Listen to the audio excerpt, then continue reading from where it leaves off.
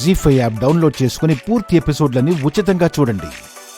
అత్తయ్య, నేనేమీ చేయలేదని చెప్తున్నాను. సంపద కావాలని నాటకం ఆడుతుందని చెప్తున్నాను. అయినా మీరెవరూ వినట్లేదు. కళ్యాణి, ఆ మాట మాత్రం మాట్లాడొద్దు. ఏంటి నాటకాలాడేది? కడుపులో బిడ్డని పోగొట్టుకోవడం నాటకమా? ఏ ఆడదైనా అలాంటి పని చేస్తుందా? వాళ్ల మీద నీకెలాగూ అనుమానం ఉంది. ఆ అనుమానం తీర్చుకోవడానికి నువ్వు పని చేసుంటావని నాకు బాగా తెలుసు. లేకపోతే అదెందుకు పోయి బావిలో పడుతుంది? కావాలంటే ఇంకొకరిని బావిలో తోస్తుంది. కాని దమయంతి, కళ్యాణి కావాలని చేసిందని మాత్రం మాట్లాడొద్దు. మనం చూసేటప్పుడు తను తోస్తున్నట్టు కనిపించుండొచ్చు. అలాగని తను కావాలని చేసిందంటే ఎలా నమ్ముతారు?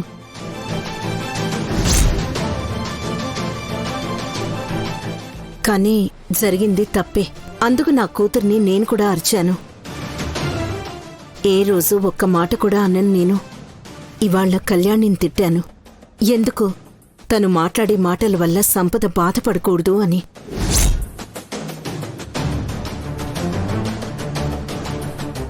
అలాగని కళ్యాణి వల్ల సంపదకి జరిగిన నష్టాన్ని మాత్రం నేను సమర్థించను.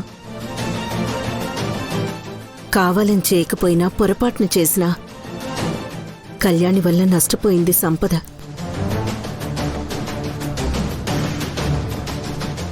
అంతవరకే మాట్లాడదాం. అంతేగాని కళ్యాణి నేరం చేసిందని మాత్రం మాట్లాడొద్దు. నువ్వు నీ కూతుర్ని వెనకేసుకుని రావటానికి ముందుంటావు కదా. నీ కూతురు ఏమైనా తక్కువైందా? అదేం చెయ్యాలనుకుంటే అది చేస్తుంది. కొంపలు కోలుస్తుంది, ఎవరినైనా నాశనం చేస్తుంది.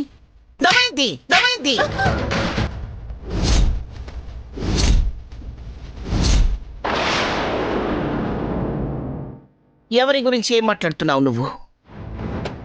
ఎవరి కొంపలు కూల్చింది, ఎవరిని నాశనం చేసింది తను?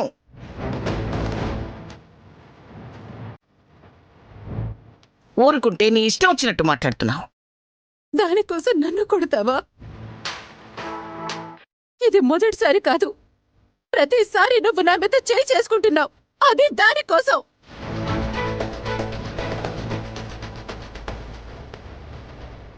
నువ్వు ఇలా మాట్లాడుతుంటే చెంప పగలగొట్టడం కాదు, నాలుగు మీద వాతలు పెడతాను.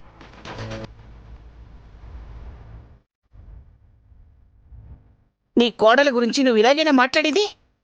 అంతేలే, నీకు నీ బిడ్డ కన్నా మధ్యలో వచ్చిన అనుపమ గొప్పదైపోయింది.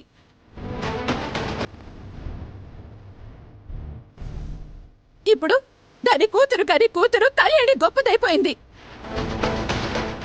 నీకు కన్న బిడ్డ కన్నా వాళ్ళు ఎక్కువైపోయారు. నేను అవసరం లేదు నీకు.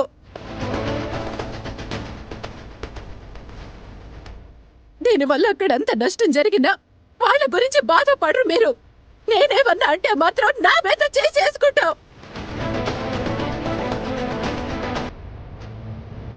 చాలు, ఇక చాలు మీతోటి. వాళ్ళనే నెత్తిన పెట్టుకుని ఊరేగమ్మా.